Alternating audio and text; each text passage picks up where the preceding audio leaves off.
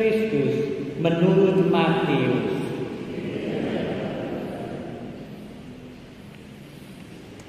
Pada suatu hari Yesus mengucapkan perumpamaan ini kepada murid-muridnya. Hal kerajaan surga seumpama 10 gadis yang mengambil pelitanya dan pergi menyongsong mempelai laki-laki. 5 diantaranya bodoh dan 5 bijaksana. Yang bodoh itu membawa pelita, tetapi tidak membawa minyak. Sedangkan yang bijaksana selain pelita juga membawa minyak dalam buli-bulinya. Tetapi karena mempelai itu lama tidak datang-datang, mengantuklah mereka semua lalu tertidur. Tengah malam terdengarlah suara berseru, "Pengantin datang, sosonglah dia." Gadis-gadis itu pun bangun semuanya, lalu membereskan pelita mereka. Gadis-gadis yang bodoh berkata kepada yang bijaksana, "Berilah kami sedikit minyakmu, sebab pelita kami hampir padam." Tetapi yang bijaksana menjawab, "Tidak, jangan-jangan nanti tidak cukup untuk kami dan untuk kamu. Lebih baik kamu pergi membelinya pada penjual minyak." Tetapi sementara mereka pergi membelinya, datanglah mempelai, dan mereka yang telah siap sedia masuk bersama dia ke dalam ruang perjamuan nikah. Lalu pintu ditutup. Kemudian datanglah juga gadis-gadis yang lain itu dan berkata, "Tuan, Tuan, bukakanlah kami pintu." Tetapi Tuan itu menjawab, "Sungguh, aku berkata kepadamu, aku tidak mengenal kamu. Karena itu, berjaga-jagalah, sebab kamu tidak tahu akan hari maupun saatnya." Demikianlah Injil Tuhan.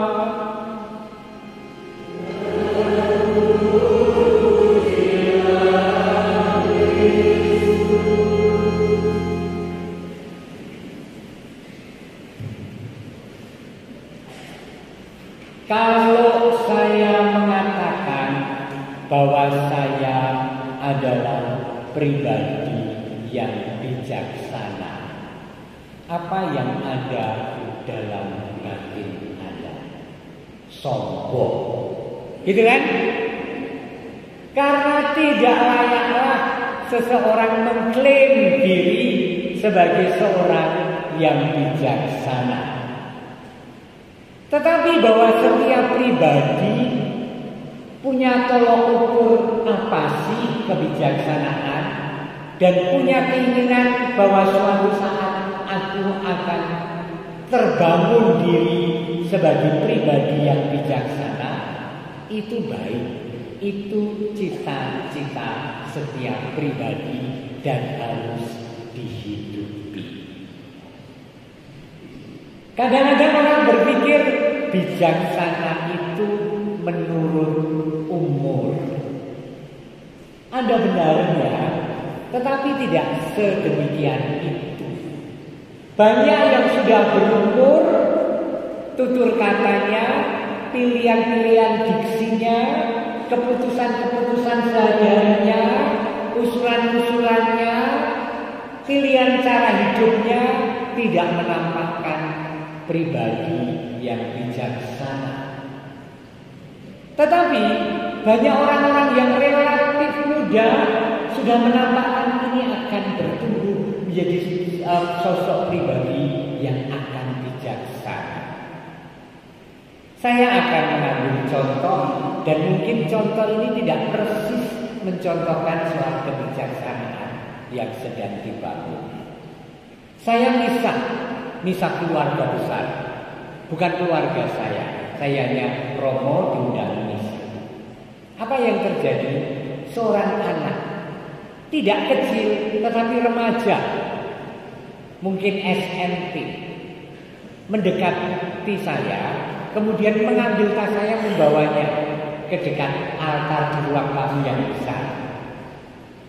Kemudian mulai mengeluarkan, Romo, mana alat misannya? Saya keluarkan, maaf ya Romo, tasnya saya buka. Lalu jubah diletakkan di altar, ini kasual dan seterusnya, saya tata di sini Romo.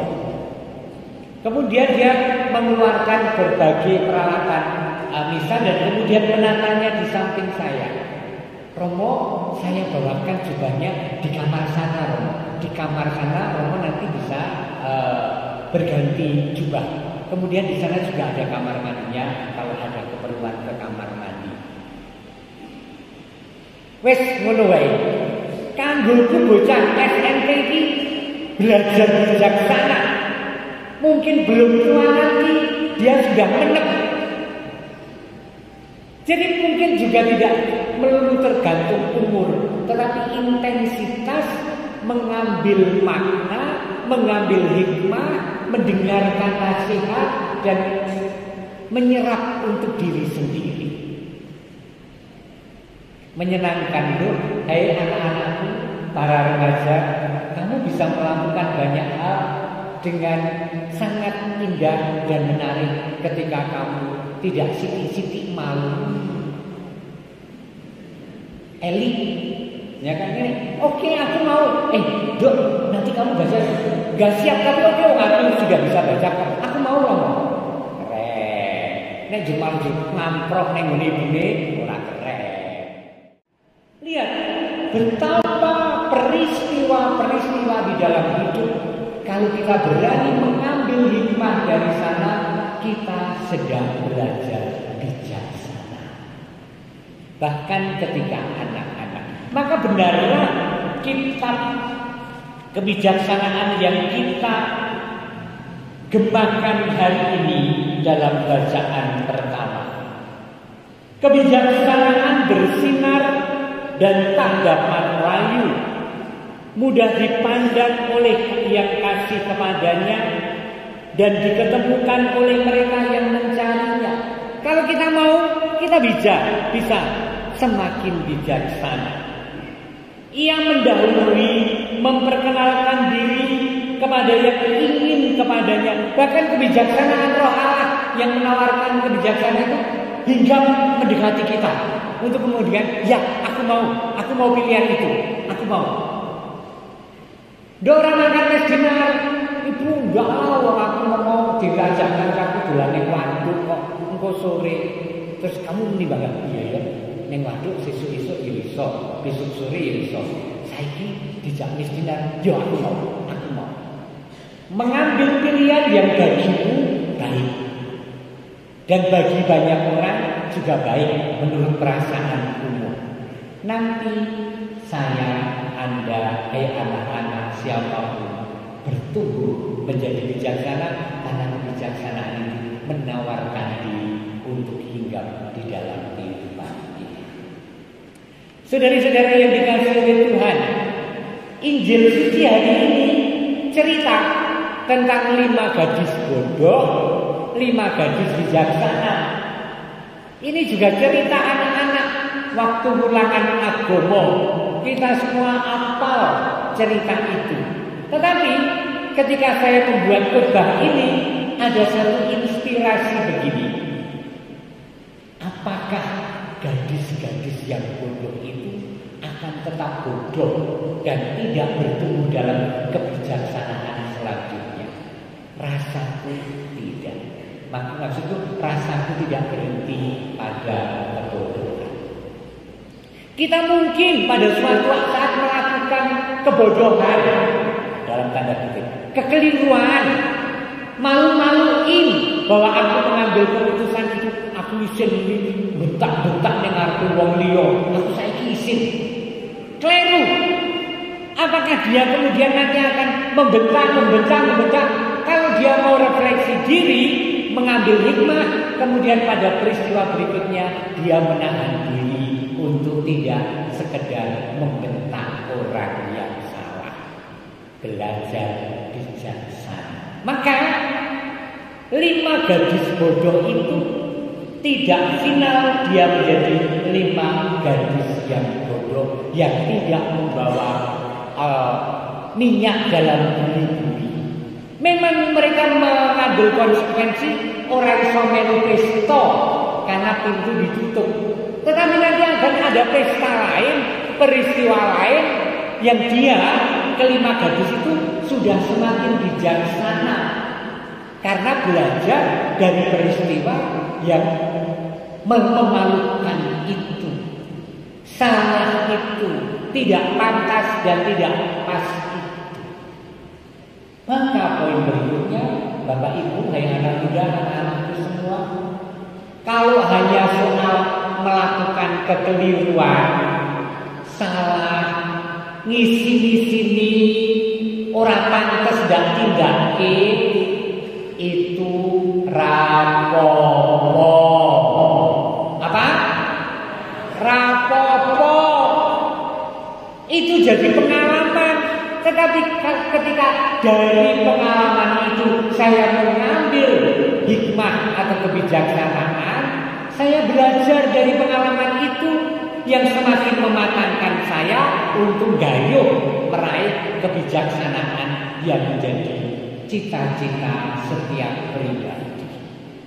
Bapak Ibu, saudara-saudara anak-anak, maka bundelane yang pertama, hiduplah terus, bekerjalah dan aktiflah, belajarlah dan bergaulah terus tanpa takut melakukan salah. Ini penting, tanpa takut melakukan salah. Nah, kalau Anda punya pengalaman-pengalaman yang sampai hari ini Anda merasa malu kalau orang lain tahu, merasa malu kalau ada orang yang menyebut lagi, saiki ilang ngono rasa isin, nggak usah malu, walaupun rapingin mamerki, tetapi mengakui bahwa iya itu bagian hidup kami. Riyen jenengan dadi tangga kula kok kudu brengan dadi padu, rasane su. Nggih, rasa padu, ancaman gatan barang kula riyen. Karena itu menjadi masa lalu yang kemudian mendewasakan, yang kemudian membuat saya lebih bijaksana bagaimana saya menghargai pasangan hidup misalnya. Maka saudara-saudara, ayo jalan kebijaksanaan itu masih panjang.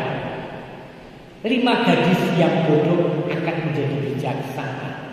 Pengalaman-pengalaman hidup kita yang tidak bijaksana itu menjadi bahan yang karena pengalaman itu saya menarik hikmah untuk semakin dewasa, semakin menep, semakin bijaksana di dalam hidup. Dan Anda, saya nanti akan meraihnya karena Allah akan menyempurnakan yang kurang dalam diri kita. Amin. Kita menyanyikan lagu Halu-Halu Bandung mengenangkan para pahlawan 10 November.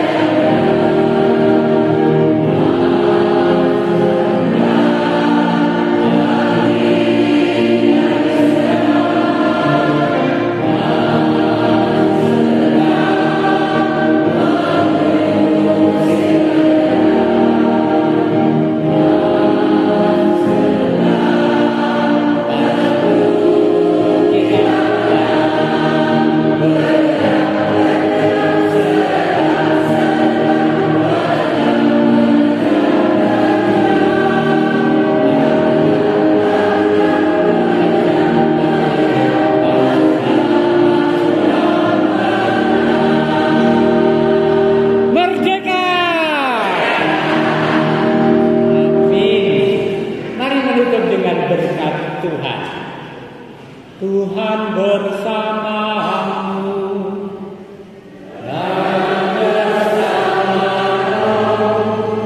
Terimalah berkat Allah yang Maha Kuasa, Bapa dan Putera